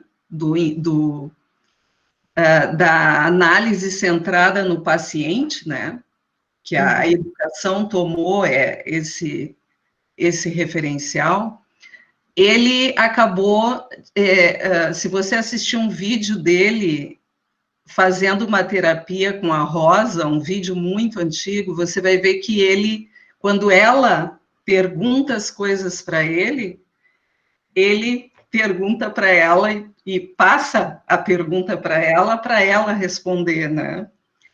A minha pergunta são várias, assim, nós temos aí a questão cognitiva, a questão afetiva e a questão comportamentalista também, né? Porque naquele momento que o aluno não foi para frente, a gente vai ter que dizer para ele, olha, você tem que buscar um acompanhamento à parte, tá? Então, nós temos as 3 filosofias de ensino aí. E os alunos, essas situações problema, os alunos participam da elaboração dela? Essa é uma pergunta. Por quê? Porque se eu tenho um problema, eu quero resolver um problema que é problema para mim, sabe? Tem que ser problema para mim, porque senão eu não vou conceitualizar, né?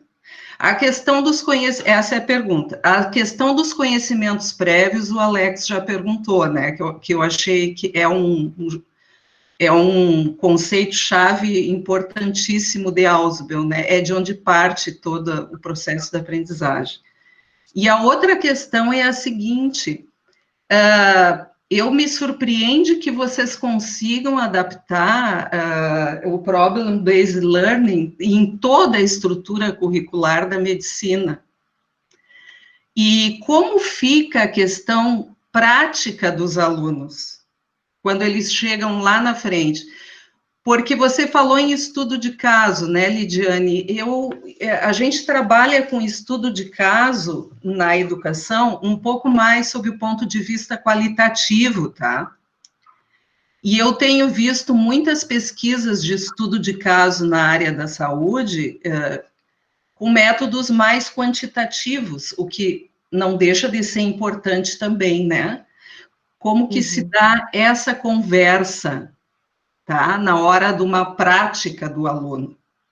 Ele vai chegar lá na frente, ele vai se deparar com situações e elas vão estar em nível crescente de complexidade para ele conseguir conceitualizar. Não sei se você pode falar um pouquinho sobre isso. Bom, em relação à construção dos problemas, a gente não tem a participação dos estudantes, embora os feedbacks que eles dão sobre o problema muitas vezes são incorporados, né? Às vezes eles identificam fragilidades, né? Questões até assim que um aluno, por exemplo, disse: nossa, professora, eu achei esse problema ele um pouco como é que é? Heteronormativo, né? Ele fica muito focado nesses padrões de beleza, né? Numa relação muito estereotipada também. Então, eu achei super legal, levei para a construção, olha, mesmo que não era o que a gente estava querendo discutir, isso aí perpassa tudo que a gente discute como formação, né? E aí era muito importante é importante entender também que agora o curso, ele começou em 2016, o eixo central estruturante foi o PBL. Então, conhecimentos da psicologia, da antropologia, conhecimentos iniciais da prática médica, alguns conceitos bem iniciais, a gente tentava trazer para o problema. Mas a gente sentiu muita dificuldade em conduzir, né, e não visualizou a gente conseguir manter ele como eixo estruturante do curso todo. Então, não é. Hoje, o PBL, ele é parte de um componente específico, que é um componente grande, é um componente de 300 horas, 360 horas, dependendo do semestre, que é o processos biológicos. Os demais componentes curriculares, metodologia da pesquisa, saúde coletiva, antropologia, psicologia, né, o que incorpora a psicologia e a desenvolvimento de habilidades médicas, isso é desenvolvido nos seus espaços, nos componentes próprios, com as suas abordagens, né? Então, eles podem partir de casos, né? Eles usam simuladores, eles usam simulação. No PBL, a gente aborda esses conhecimentos teóricos, cognitivos da base, da base do funcionamento do organismo. Sim. E eles têm a prática de laboratório também. Então, eles têm que interpretar o que está numa lâmina, né, na parte da microbiologia, identificar um determinado patógeno, qual tipo de coloração, enfim, de técnica se deu ali. E também na patologia, os professores trabalham com modelos, com peças, e isso complementa, né, o espaço do PBL, mas a gente tem o PBL no processos biológicos como eixo central. Nas outras disciplinas, eu acho que quando eles vão avançando mais no curso, principalmente nas áreas clínicas, eles vão avançar mais para o estudo de caso, mas eles já têm uma bagagem tão boa, que a gente até vê no começo, como esse aluno que eu falei para vocês, que apontou a questão do problema ser muito heteronormativo. Da onde que ele tirou isso? Não foi numa situação, problema anterior que ele viu. Isso aí era algo que estava sendo discutido na antropologia, por exemplo. E aí ele trouxe esse olhar para dentro do problema. Né? E a gente podia ter dito, não, mas aqui não importa. Não, importa sim, porque a gente quer que a nossa formação seja coerente. E é bem legal que tu falasse sobre o curso, eu fico muito feliz, a gente não pode garantir nada, porque a gente tem, né, um processo bem longo de formação, são 6 anos, são muitos profissionais, e são alunos diferentes também que a gente tem. Mas eu tenho muita perspectiva, eu acredito muito no nosso potencial humano aqui, que esses alunos vão sair um pouco distintos desse profissional frio, né, que tu tem essa visão, né, pela tua própria experiência. A gente tem 2 profissionais de antropologia que são fantásticos, produzem discussões maravilhosas, o corpo docente faz formação com eles, né, por exemplo, agora, nesse momento, é para a introdução à metodologia, mas quando surgir uma questão de gênero, uma questão de racismo, eles também estão implicados, motivando essa discussão, e os docentes vão porque admiram esses profissionais. Então, a gente tem 2 antropólogos e 2 psicólogos no curso. E todo o curso tentando moldar esse olhar, coisas que a gente não percebia que estavam embutidas de preconceito, que não olhavam de forma holística, né, não viam essa visão humanista, a gente passa a ter esse olhar porque o colega compartilha. Antes era um compartilhamento direto, porque a gente construía problemas juntos, era muito bacana, mas a gente viu que não ia ter pernas, não ia ter equipe para conduzir. E aí acabou separando, né? Hoje é a equipe das básicas que toca. Então, o curso, ele acaba utilizando esses casos que tu falou, mas eu tenho pouca experiência, né, com o estudo de casos. Mas eu acho que quando eles estudam casos, é mais no intuito de, por exemplo, clínica cirúrgica, vai surgir um caso ali. Eles vão trazer toda uma bagagem que vai para além da cirurgia, que vai perpassar questões psicológicas, e aí o professor, né, vai conduzir até onde ele consegue. Muitas vezes o aluno vai levar aquele mesmo problema para uma situação, para um outro cenário de aprendizagem, por exemplo, na psicologia, e dizer, a gente discutiu um caso assim, seria isso, essa abordagem, professora, foi adequada do ponto de vista da comunicação não verbal? Então, muito vem dos alunos, né? Eu acredito muito nesse potencial humano. Tá certo, obrigada, professora. Vamos ver as perguntas por aqui no chat. Então, dando uma retomada, né, você falou ali mesmo da Eva, né, que é mestranda em políticas públicas, a Tanira, a Ana Rosa se pronunciou, a Ana Lupe, a Amélia, o João Felipe, que é também do curso de medicina, deve ser seu colega? Isso. Sim, João.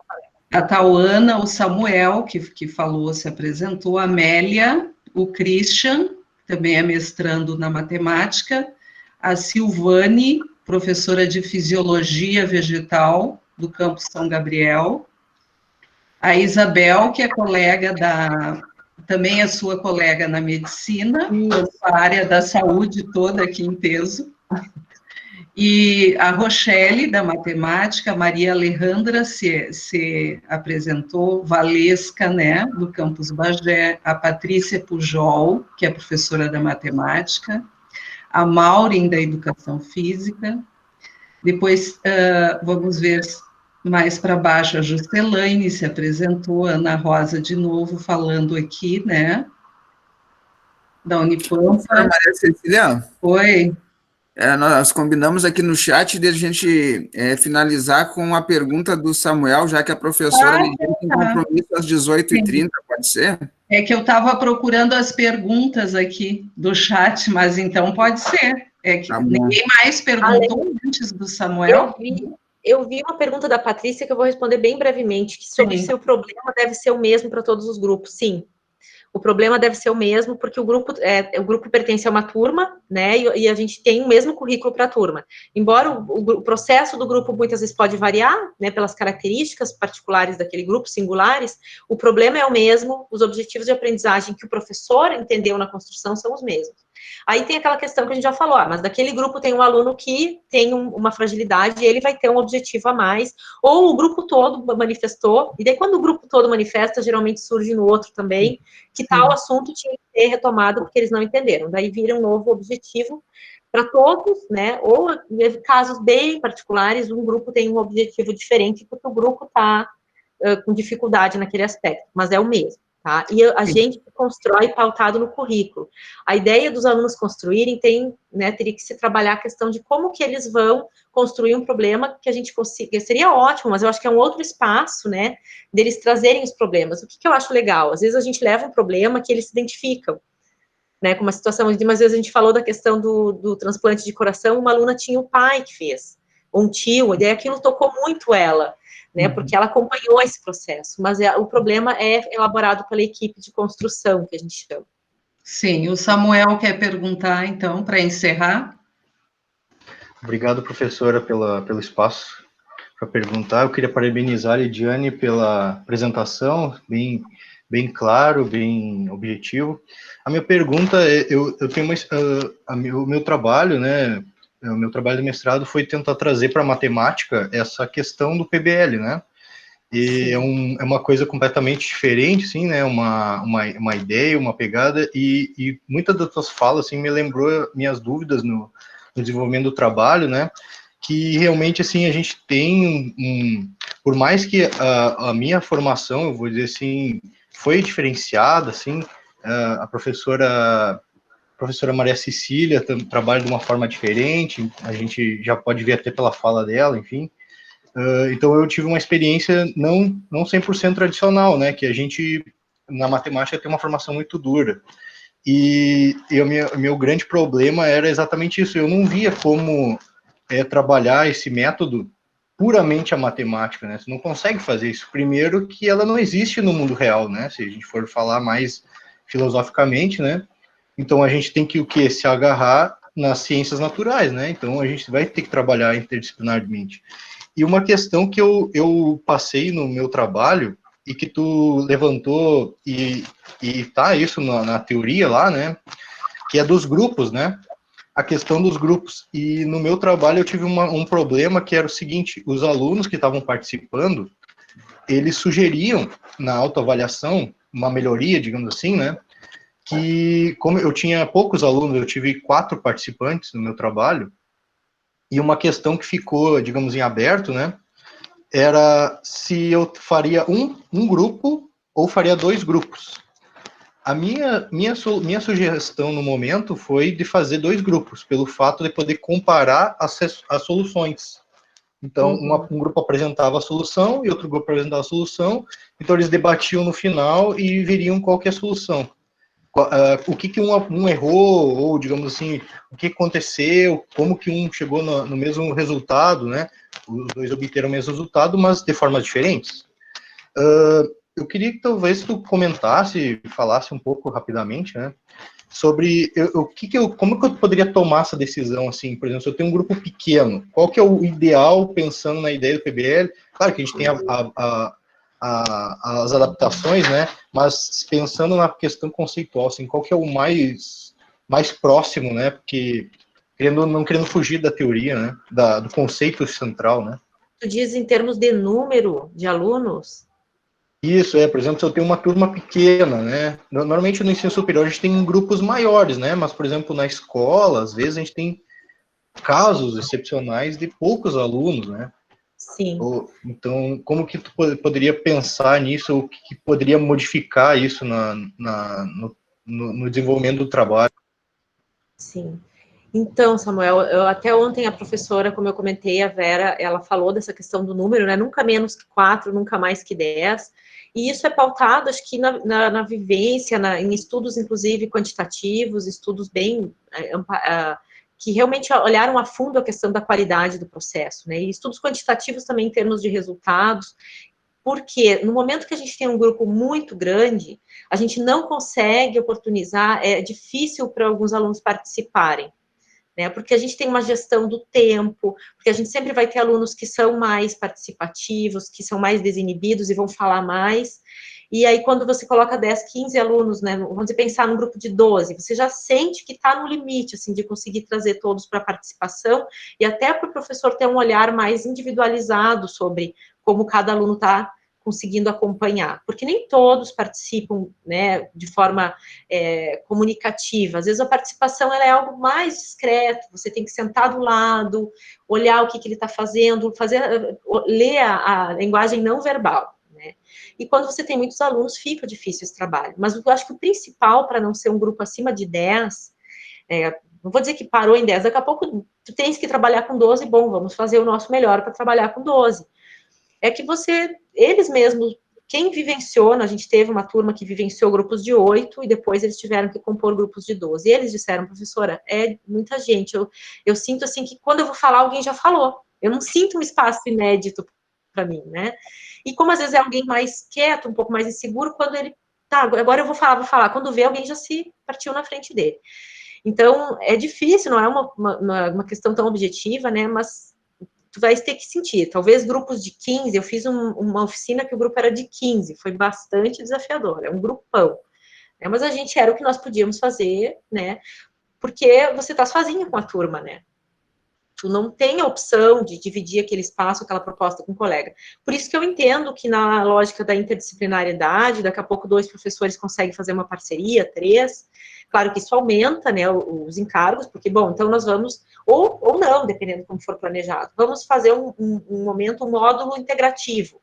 Naquele módulo, a gente vai fazer um problema que pega, que traz conceitos novos, que a gente quer que sejam abordados pelo aluno pela primeira vez, né, os objetivos de aprendizagem, que trazem os conhecimentos de matemática do Samuel, os conhecimentos das ciências naturais do Alex, e enfim, de outro professor, de uma engenharia, um conhecimento mais aplicado, eles aparecem, eles são recrutados nesse problema.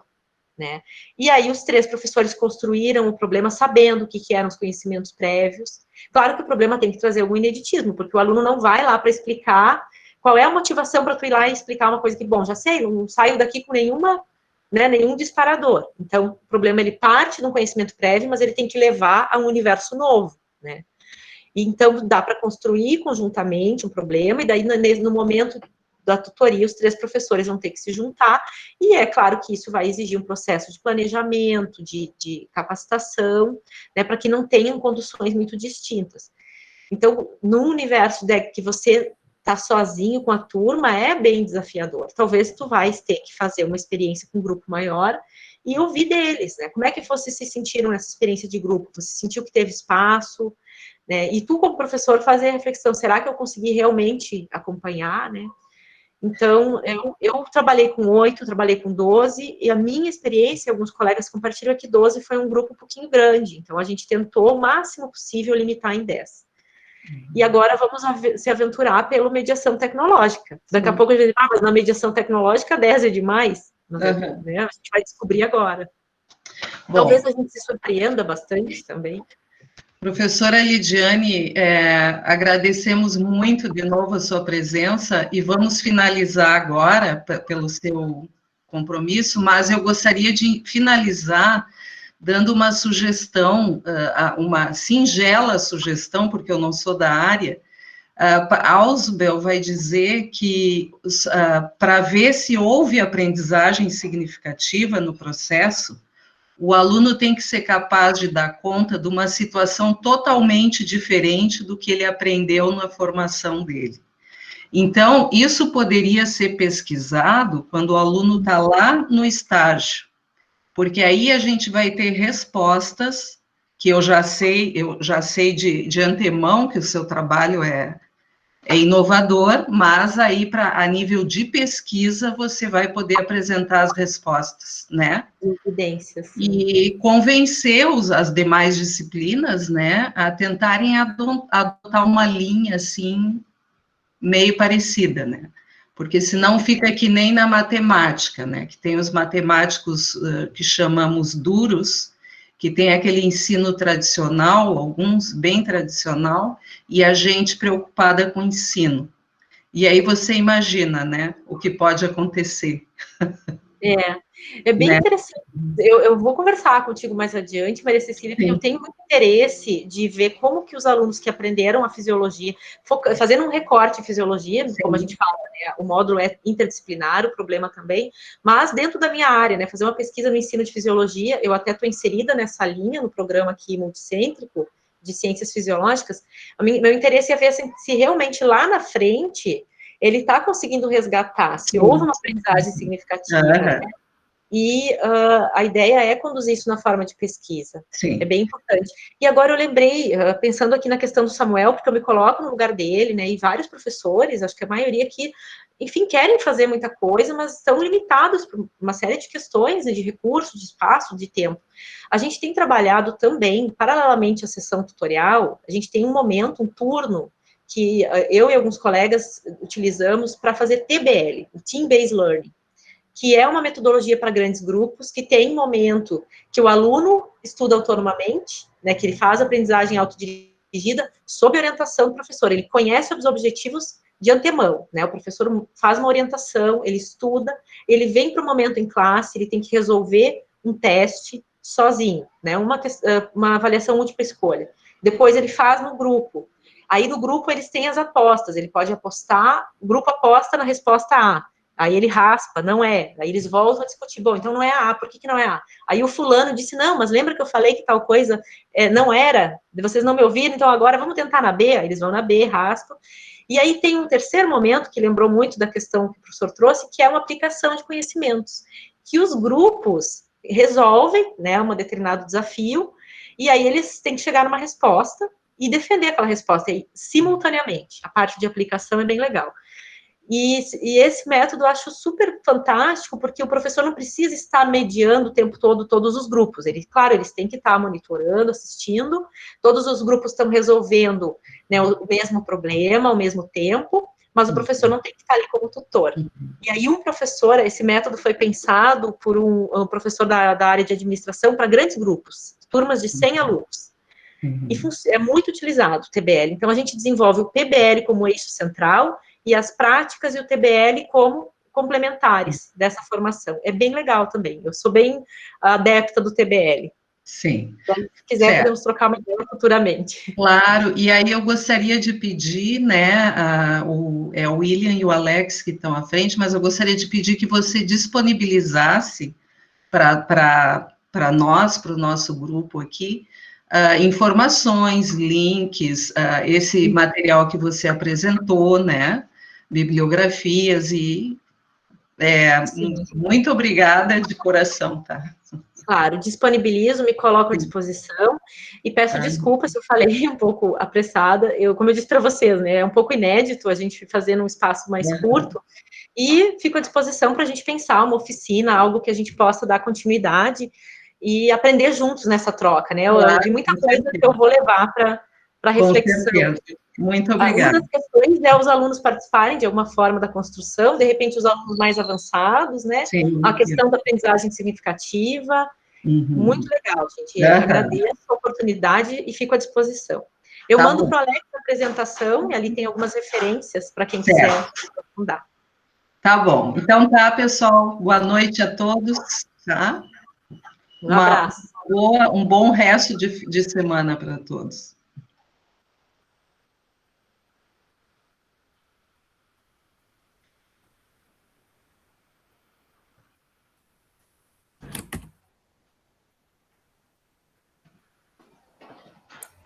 Boa noite, professora. Um abraço.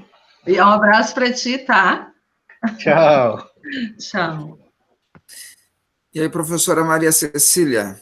Oi. Como é que está hoje? Melhorou? Estou mandando aqui um recadinho para ti, para o William, porque eu sempre saio da reunião assim que acaba, né? E aí vocês ficam para conversar, né? Então eu acho que eu devo